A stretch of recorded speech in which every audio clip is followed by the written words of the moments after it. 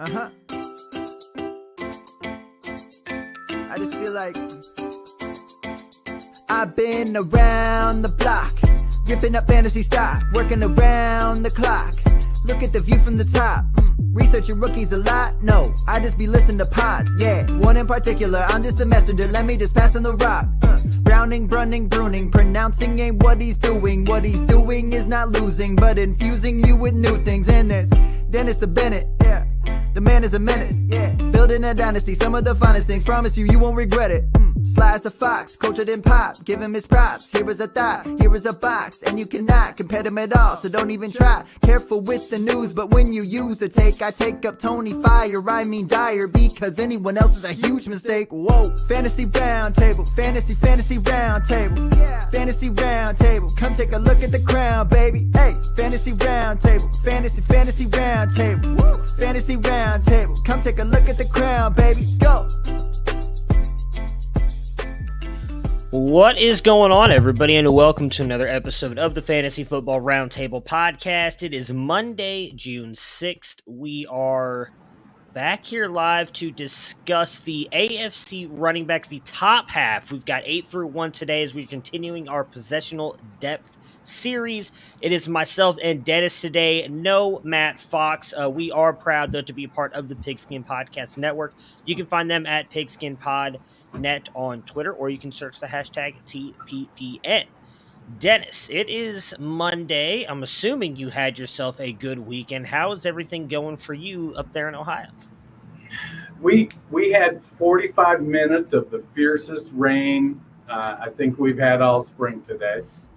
And then I come home and my son has his first band practice. So if you hear some rumblings that sound similar to what you might construe as music, it may be creeping in, but he's on the other end of the house. When I built the studio here, I think I did a pretty good job with the soundproofing.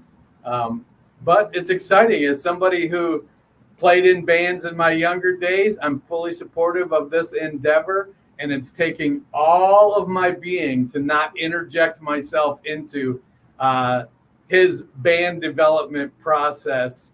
But he's got to learn and make the mistakes that I made, and hopefully he listens. I just suggested maybe that they move the amps over nearer to the drummer so he could hear the guitars and the bass, because he clearly could not. But they all seem to be reasonably talented late teenagers, so I'm excited to see where it goes. Yeah, it'll be our need to check in on this on Friday to see if they've moved anything, and then how everything has gone over the next couple days. But I'm excited for you and excited for him. That's always a cool thing for at least, in my opinion, for a father and son to kind of share a mutual love of something and a bond. And I'm really excited for you guys on that for sure. I told them, I said, look, you guys tell me when you want to be ready, and I'll make sure you have a show.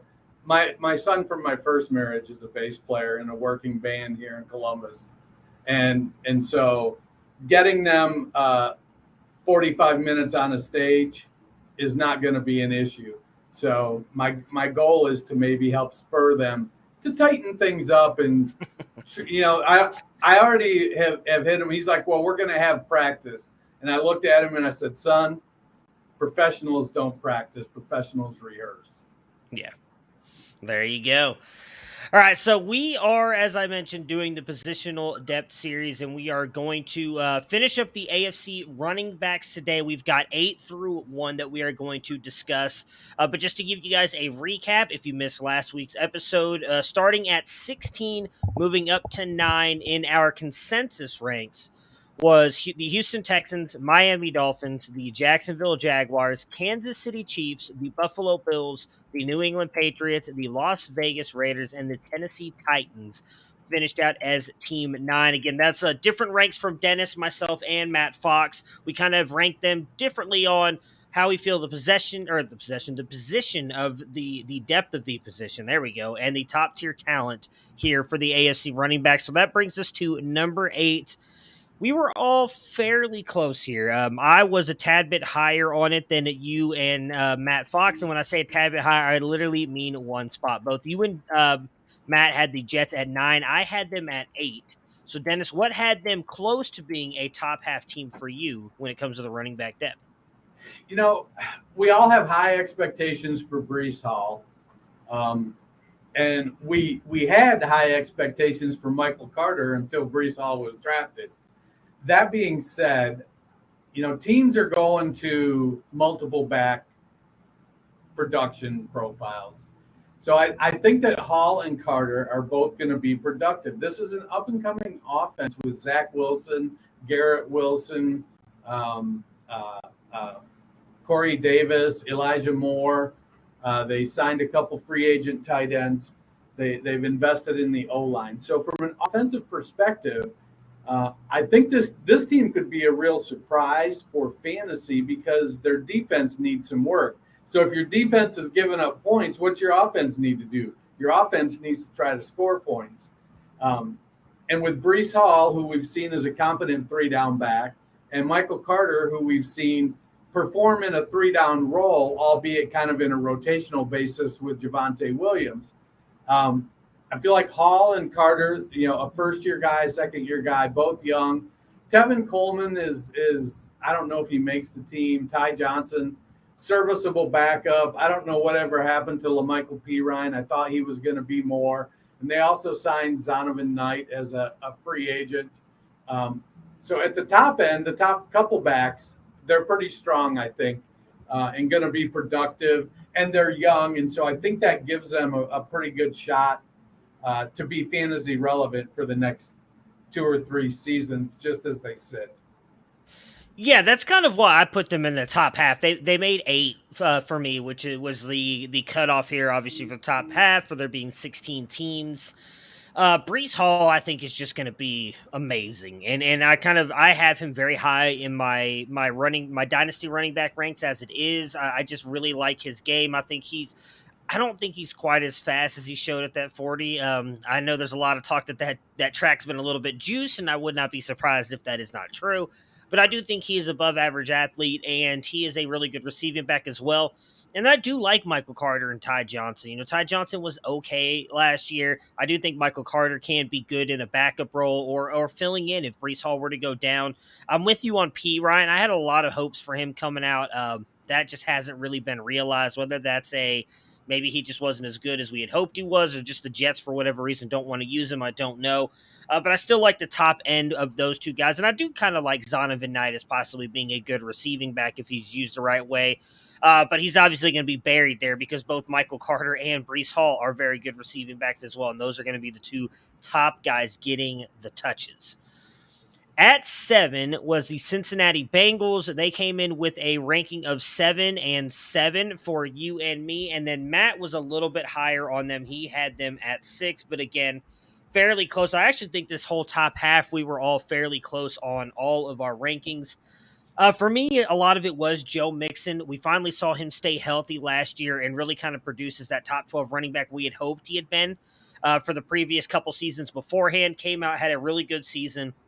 Samaje Perine was fairly decent as well at times when they needed him last year. And I still like Chris Evans out of Michigan. He's a really good running back who I think can fill in fairly well there. So I think those 3 guys for me have boosted up that depth chart because, again, I expect Mixon to go out there and produce fairly well and a very good offense, kind of have a similar season. I think he's got probably 2 seasons left as a high-end running back. Maybe he starts to fall off after this year a little bit, but I still think that he is going to be very good. And I think if he were to go down, Samaje Perine and Chris Evans could fill in fairly well. I just like this team altogether. I think Cincinnati is going to have one of the better offenses, not just in the AFC, but as I think in the NFL in general. And really quick, because Matt just got me his notes, I'm going to go back really quick. He said, Matt Fox said on the Jets, Brees Hall has some good potential, and he likes Michael Carter, but he's still a little bit weary of them.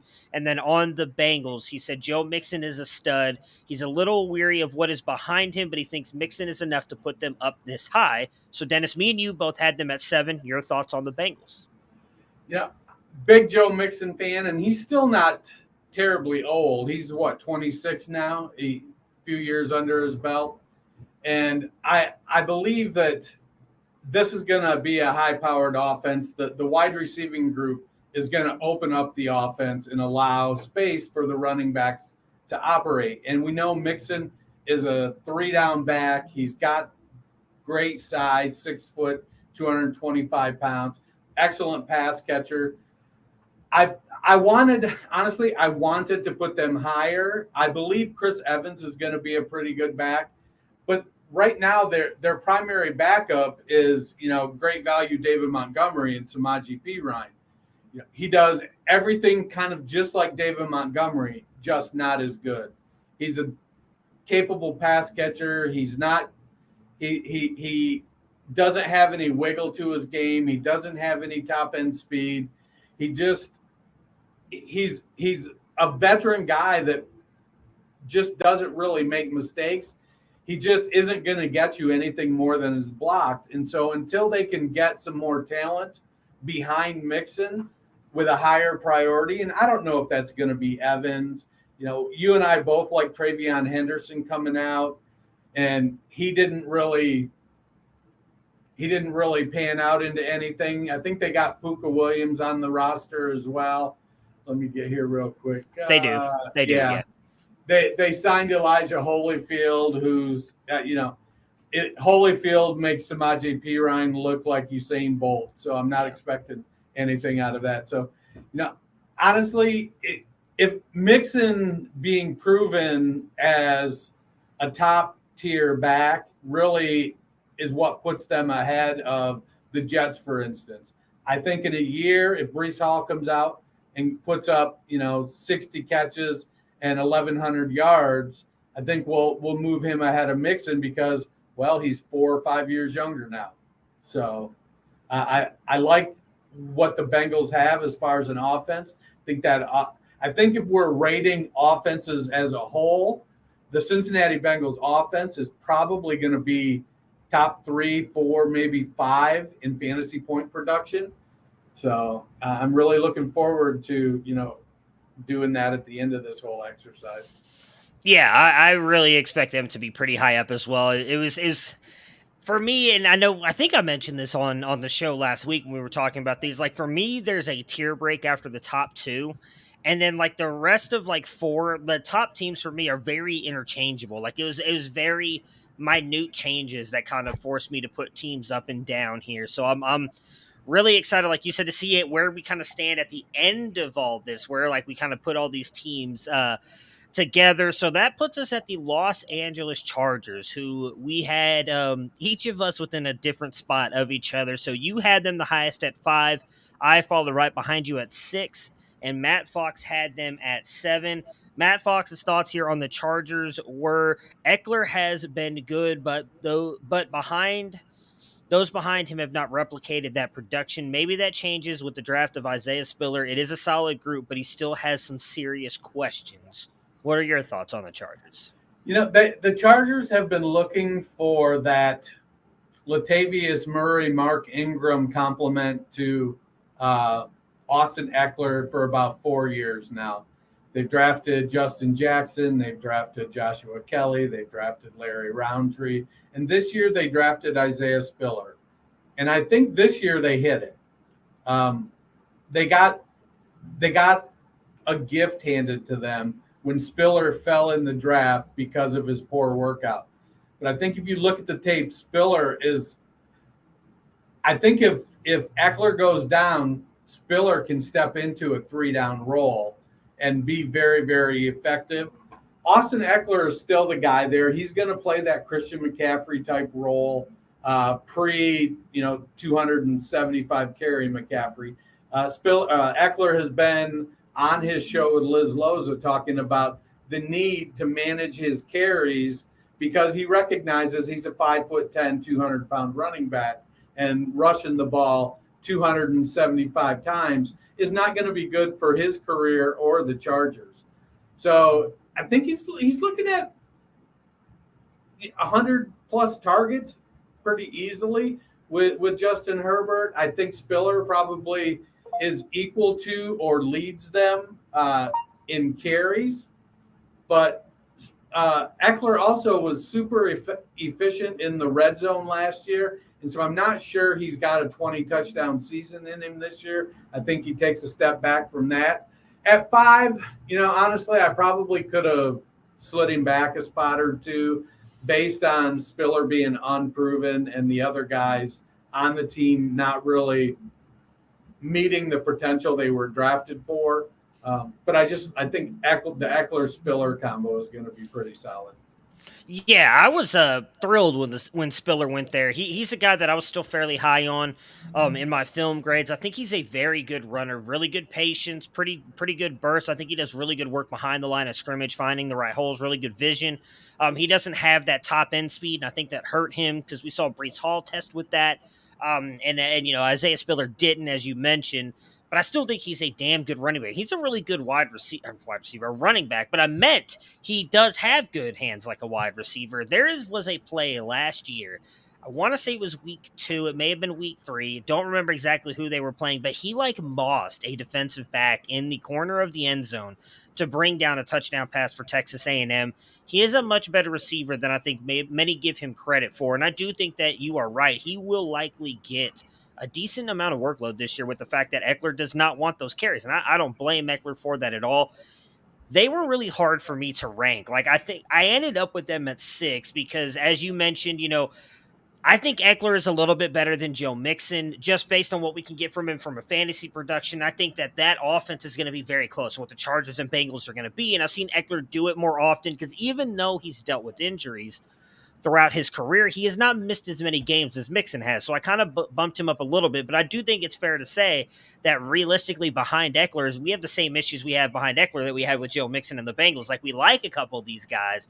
Samaje Perine may actually be the one that's most proven, and he's on the Bengals, but I just think Isaiah Spiller is going to be the better running back. I think he's going to be a really good fit for this offense. So that's why I boosted him just a little bit. Yeah, let me ask you a question. So you mentioned that you don't think that Spiller probably plays at the 4.39 speed, or not Spiller, Breece Hall. Yeah. And you watch a fair amount of tape, and Spiller probably doesn't play at the 4.61 speed either. So then that gap starts to close.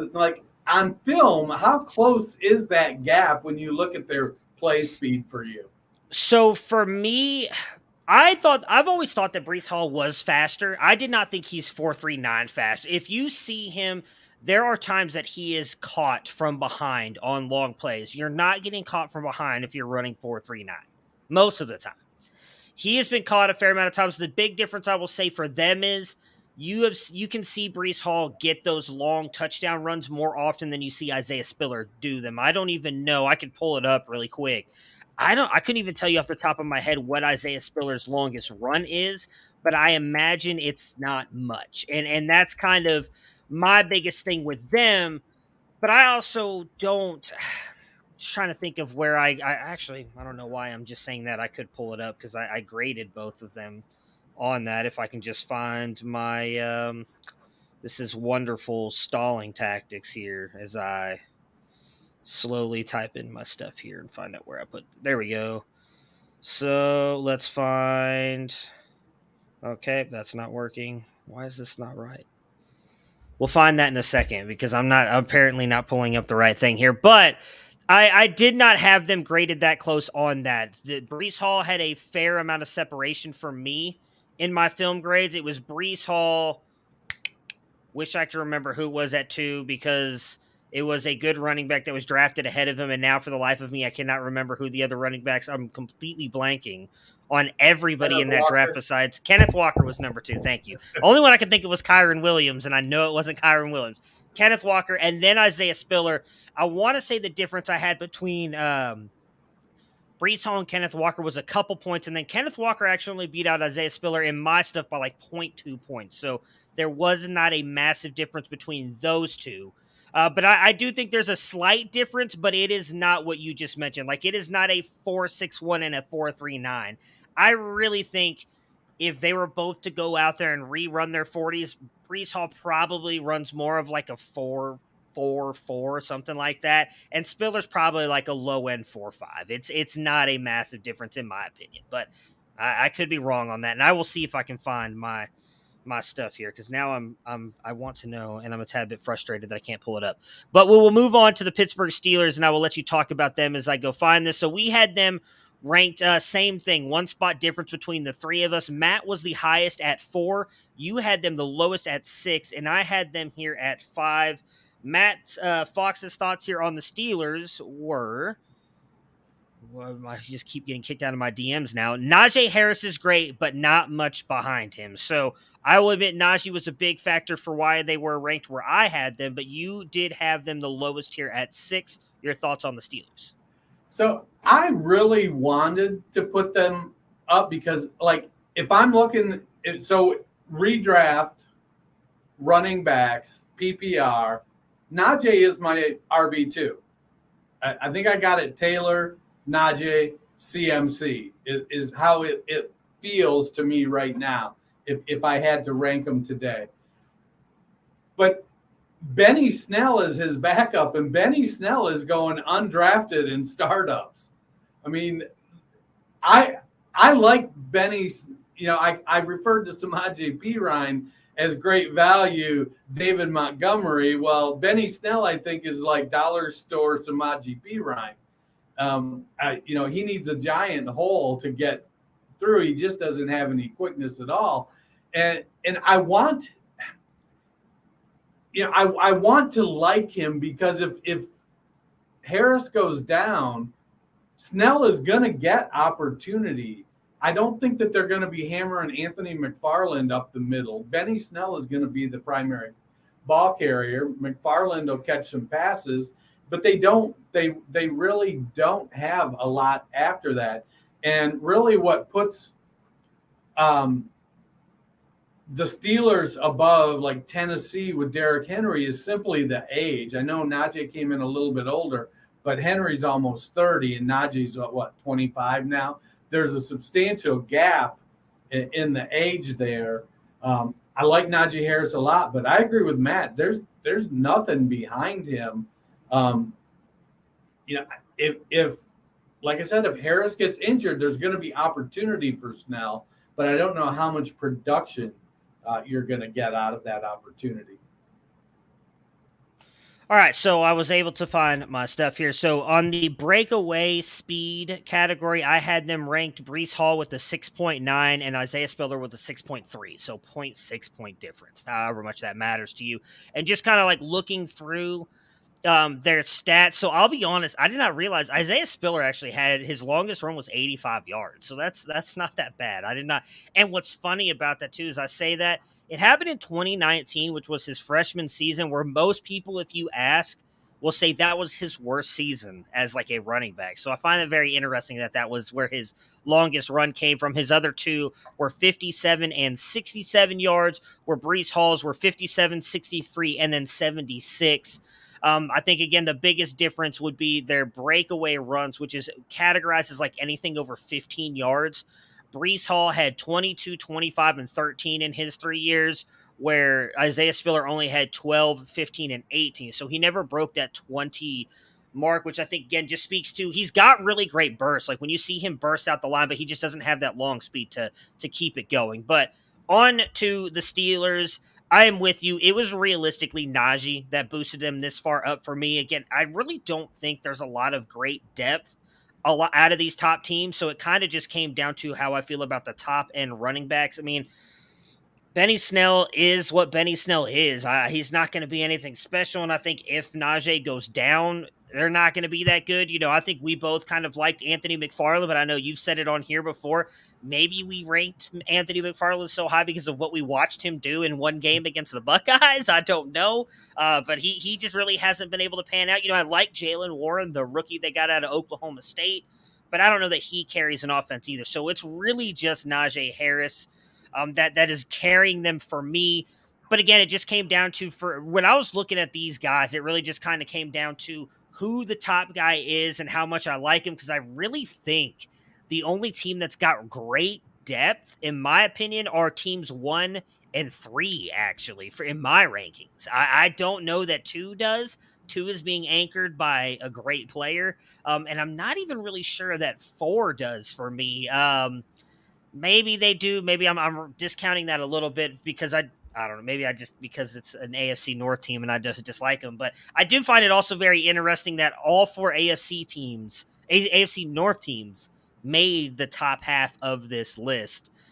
But coming in at 4 for us were the Denver Broncos. And I do think that Matt wanted to rank them higher, but he was a little worried that his bias were getting in the way. We talked a little bit about this on the after show because you and me both had them at 3. He put Right. them at 5. His thoughts were he loves Javonte Williams, but he's just not that high on Melvin Gordon. Behind those two, it's really dicey. They could be incredible, but the wrong injury makes him extremely nervous.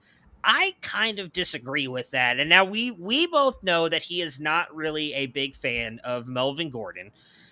But I do think that if Javonte were to get hurt, Melvin Gordon could step in and be just fine. We saw him be very effective last year. Now it is definitely very bad after those two. It's Demarie Crockett and Mike Boone, and I know he told us on Friday last week they just added someone else to that roster. But Javonte Tyreek McAllister. Yeah, that's right. Because he said and I don't even know who that is either. He was like, I don't know who that is. I had to go look him up. I do think that with those two, though, that is one of the best duos we have in the AFC right now. I think there's one better, and that ended up being our number one team. Outside of that, I think it's these two. So it was very hard for me not to put them at 2. But I just really think Javonte Williams, Melvin Gordon, if either one of them gets injured, both these guys I think can carry this team. So the depth is there and the top end talent. You had them at 3 as well, so you like them.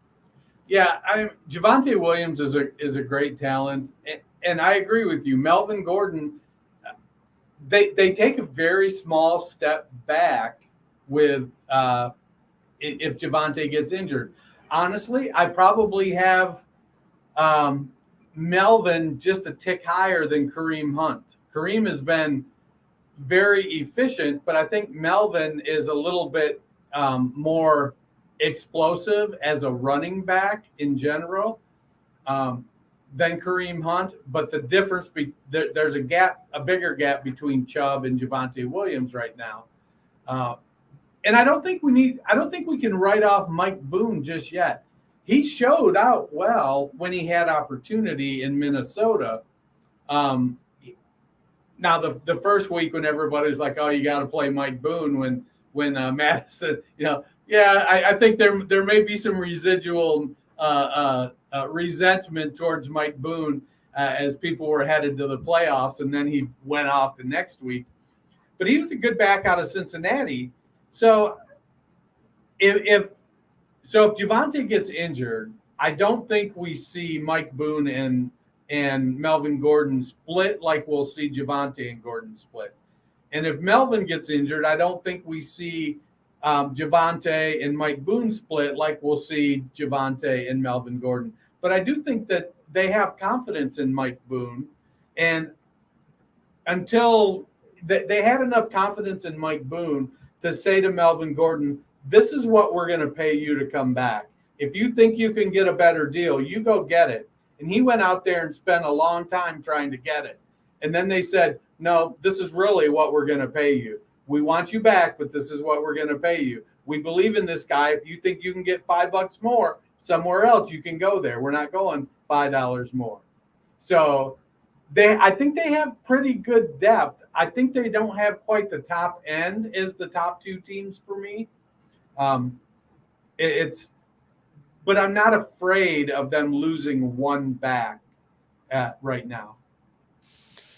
All right, so that puts us to the team that comes in at number 3 here, and that is the Baltimore Ravens. Dennis, well, really, they were tied with Denver, so they go up because of the B at the front of their team name there.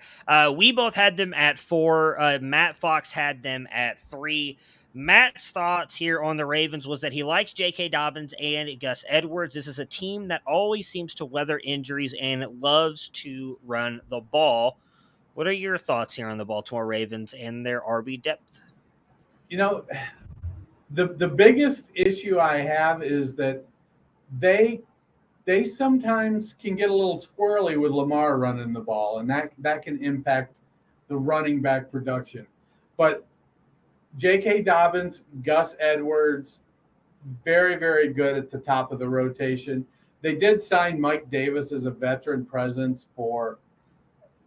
which I guess when you look at what they got out of Devontae Freeman and Latavius Murray last year, maybe Mike Davis is something if he gets a shot. Dobbins is coming off the injury and Gus is coming off the injury. So there's a little bit of concern there. When will they be ready? But, Dobbins put up 9 touchdowns in his rookie season. He's an explosive back, and while he may not catch the amount of passes we want, because in general that offense doesn't have a high volume passing attack, they're an explosive team on the ground, and Gus and JK both. I like them. I don't like I think if both of them were not coming off injury, I'd have been more tempted to put them above Denver, just because I kind of like what they did prior to the injury, and I would probably put them over. I think the difference would be Gus and Melvin kind of, and the offenses they're in. But because Gus and JK are both coming off injuries, they land behind Denver for me. Yeah, I had a tough time ranking the Ravens here. I mean, I love JK. I do think Gus Edwards is a really good backup. Mike Davis, they're bringing in some veteran depth. I actually like Tyler Batty as well as a receiving back. They still got Justice Hill, Nate McCray, Ricky Pearson, Patrick Ricard. Like, they've got a ton of depth. I just don't think that anybody outside of Dobbins and Edwards are really worth talking about, though. And I don't know. Edwards has been really good, but I don't know that I could put him above Melvin Gordon. And that's kind of where I came down on it, was like, it's JK and Gus, and it's Javonte and Melvin Gordon. And I actually think, as much as I love JK, I'd put Javonte ahead of JK. So when I was looking at it, that's kind of what ended up becoming the big separator for me. It was like, I think I'd put both these two ahead of the Ravens' top two.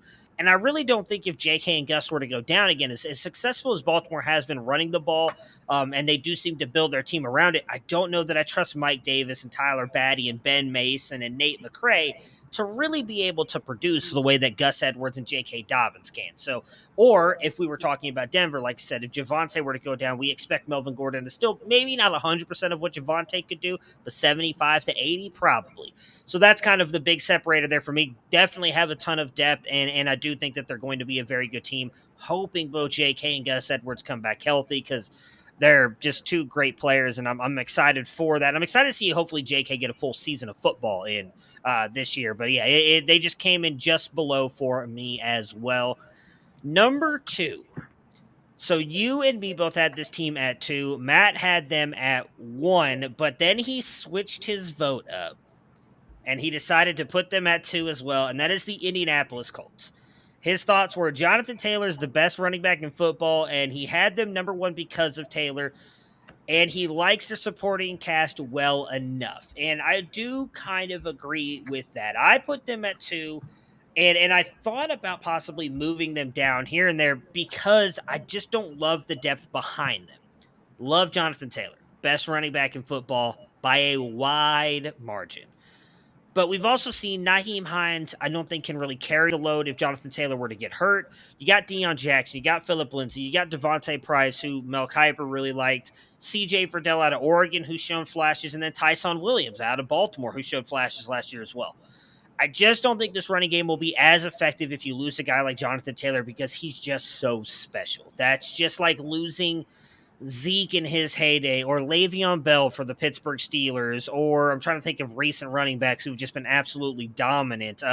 Christian McCaffrey. Yeah, Christian McCaffrey for the Panthers. Like, you lose Jonathan Taylor, none of those guys on that list that I just mentioned can come close to stepping up to where he did. It'd likely be a massive committee, with Nyheim Hines probably being the most productive, and I still think will be productive this year, especially as a receiving back.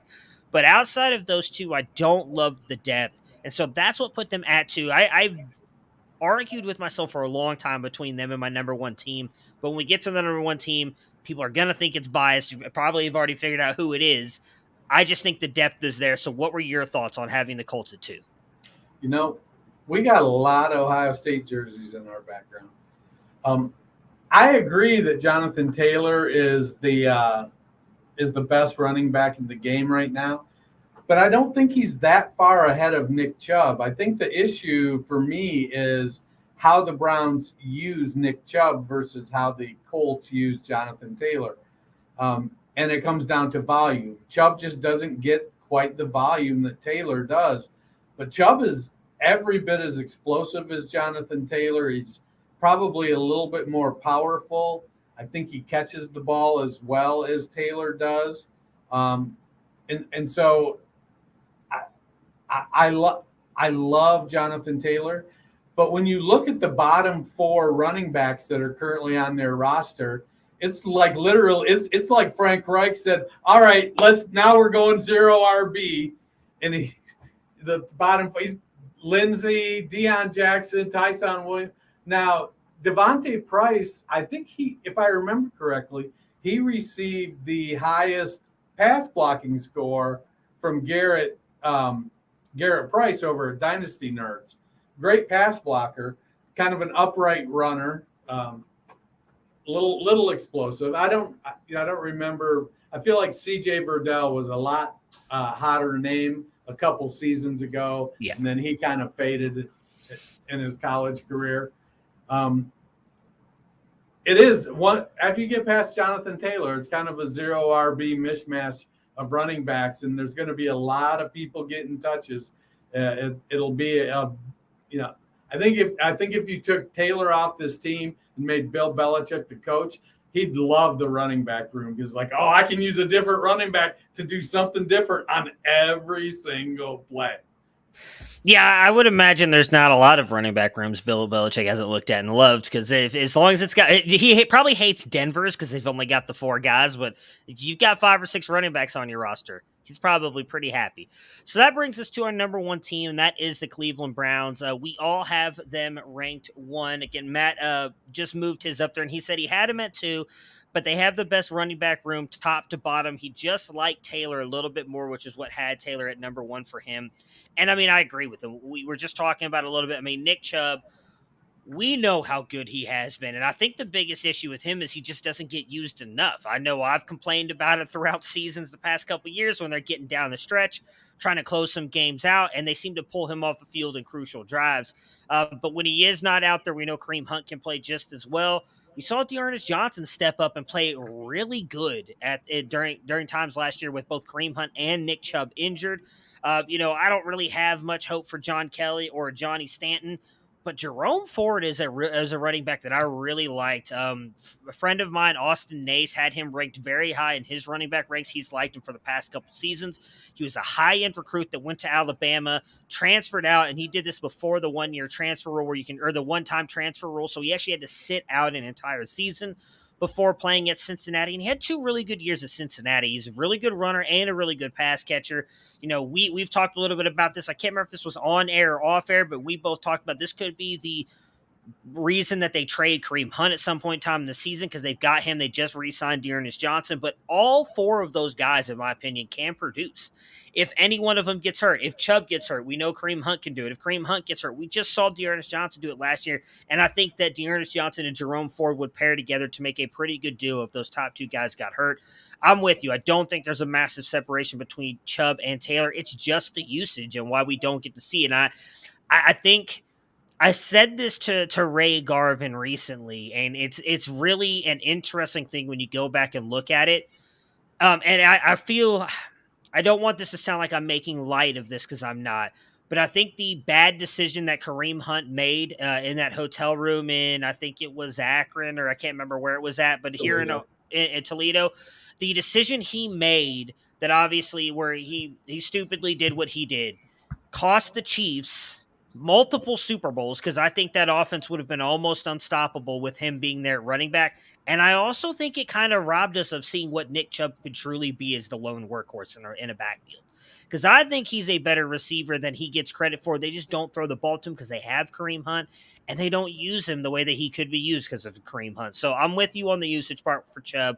I really think he's a much better back than he sometimes gets shown. But what are your thoughts here on the Browns running backs? They go 4 deep. I think if Hunt and Chubb get injured, I don't think that the Browns are going to bring in Latavius Murray and Devonta Freeman. I think they're going to go with Dearness and Jerome Ford. Now, Now it does drop off with Felton, Demetric Felton, and John Kelly after that.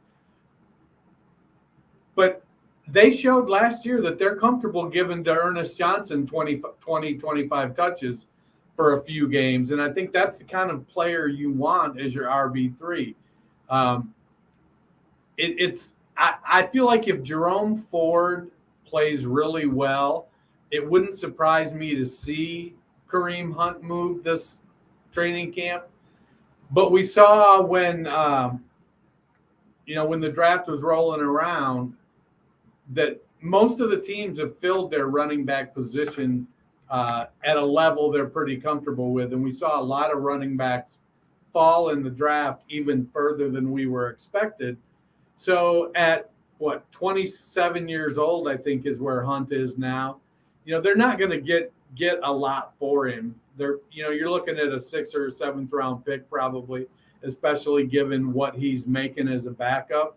But man, the Browns have a dynamic running back room, and it's hard to consider anybody else being at the top of the AFC when it comes. Rock on, Gator. It's hard to see anybody else coming up right now and knocking them off in the running back room. They are just loaded. They have an explosive back in Nick Chubb. They have a very versatile back in Kareem Hunt that can play inside and out and catches the ball very well. Ernest Johnson can do pretty much the same thing both Chubb and Hunt do. He just lacks the top-end explosiveness. And then we got Jerome Ford, who he's a rookie, so we're going to have to wait and see. But in college, it seems like he seems like a combination of Nick Chubb and Kareem Hunt, where he's a really good pass catcher and he has some explosiveness. I don't think he has the vision that either one of them have, but I think he'll make up for it. Yep, I agree. So that is it for our AFC running backs. Again, to give you guys the full list going from top to bottom, the Cleveland Browns at number 1, Indy at 2, Baltimore at 3, Denver at 4, Pittsburgh at 5, the Chargers at 6, the Bengals at 7, the Jets at 8, the Tennessee Titans at 9, the Las Vegas Raiders at 10, the New England Patriots at 11, Buffalo Bills at 12, Kansas City Chiefs at 13, Jacksonville Jaguars at 14, Miami Dolphins at 15, and the Houston Texans at 16. That will do it for us today. I believe on Friday we're doing NFC wide receivers. I had to double check that. So NFC wide receivers, that should be interesting because that's going to take a lot more looking at and trying to figure out thoughts on the depth, especially because I feel like the NFC's lost a lot of talent recently. So it's going to be fun to see what we decide on those. But Dennis, any last words before we get out of here? Man, what'd your doppelganger do with Aaron Donald's contract? Holy cow. I don't know. Is a myth.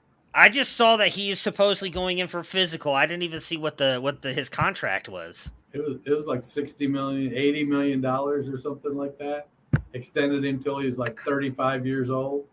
He deserves it. Best defensive player in the game. So we'll definitely have to talk about that on Friday when all the full details are released. Everybody have a couple days. We'll talk to you guys again on Friday.